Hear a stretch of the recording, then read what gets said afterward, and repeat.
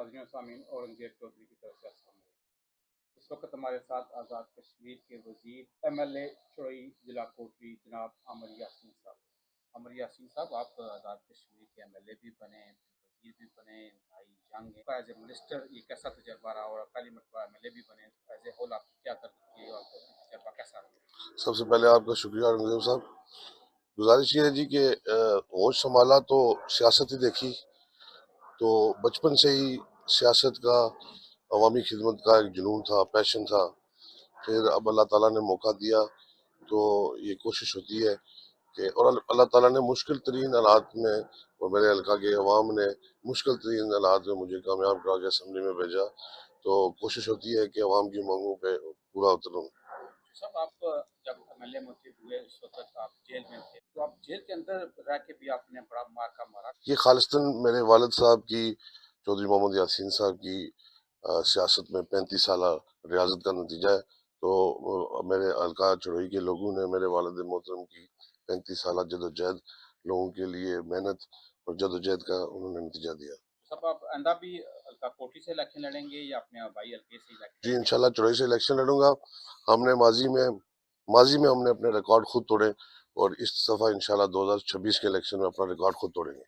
صاحب، Peoples party میں اس وقت بڑی بڑی شخصیات پیپلز پارٹی کی طرف رخ کر رہی ہیں، لگ رہا ہے کہ شاید اقتدار پیپلز پارٹی کو آئندہ ملنے والا ہے۔ آنے والا دور انشاءاللہ پاکستان پیپلز پارٹی کا آزاد کشمیر کے اندر، کسی بھی سیاسی جماعت، کسی بھی تنظیم میں نوجوانوں کا کردار جو ریڑھ کی ہڈی کا ہوتا ہے، تو ہمارے ساتھ بھی نوجوان جو کافی تعداد میں ہیں، بلکہ یہ تو ایک ویسے ایک تاثر دیا جاتا تھا کہ PTI میں نوجوان زیادہ ہیں، تو میں نہیں سمجھتا کہ ایسی بات ہے۔ PTI والی تو کہانی ختم ہو گئی ہے۔ I'm the youngest parliamentarian in AJ کے پارلیمنٹ، تو میرا جو ہے وہ فوکس ہی نوجوانوں پہ ہوتا ہے۔ میری کوشش ہوتی ہے کہ نوجوانوں کے مسائل کو جو ہے نا ترجیح بنیادوں پہ رکھوں۔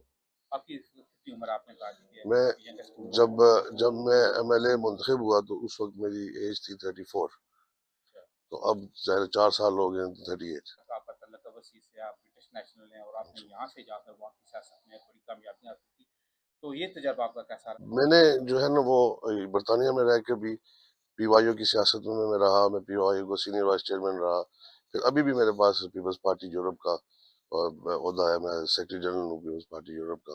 تو سیاست چونکہ سیاسی گھرانہ ہے، تو سیاست ہی دیکھی، سیاست ہی سیکھی، تو وہ کوئی اس طرح کوئی نئی بات نہیں تھی۔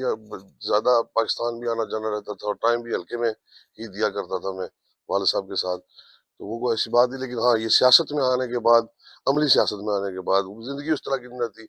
انسان جو بیکم پیورلی پبلک پراپرٹی، کوئی فیملی کے لیے کوئی ٹائم نہیں ہوتا۔ پچھلے دنوں مظفر آباد میں ایک صحافی ہیں واحد بٹ صاحب، انہوں نے مجھ سے سوال کیا کہ اس زندگی میں اور اس زندگی میں کیا فرق ہے، تو میں نے ان کو ایک سمپل سا جواب دیا کہ میری 1 سال کی ٹوینز بچیاں ہیں، تو میں گھر جاتا ہوں نا تو وہ پہچانتی نہیں ہے مجھے۔ میرے بچے ہیں، بیٹے ہیں، جب میں گھر جاتا ہوں تو ان کا سب سے پہلا سوال ہوتا ہے کہ پاپا آپ کتنے دنوں کے لیے آئے؟ تو جب میں کہتا ہوں ان کو کہ صبح مجھے واپس جانا ہے، تو ان کے چہروں پہ مایوسی نظر آتی ہے۔ لاسٹ کوئی آخری پیغام اوورسیز کشمیریوں کے نام، پوری دنیا میں آپ کو اس کو دیکھا اور سنا جا رہا ہے؟ چونکہ اوورسیز پاکستانی میں جو ہے بڑا ریونیو پہ ان کی طرف سے ملتا ہے، تو میں اپنے اوورسیز پاکستانیوں سے یہی گزارش ہوگی کہ اپنے پاکستان کے لیے، بالخصوص کشمیر کے لیے آواز بلند کریں، تاکہ پوری دنیا میں لوگوں کو پتہ چل سکے کہ کشمیر میں کیا ہو رہا ہے۔ بہت بہت شکریہ۔ بہت شکریہ۔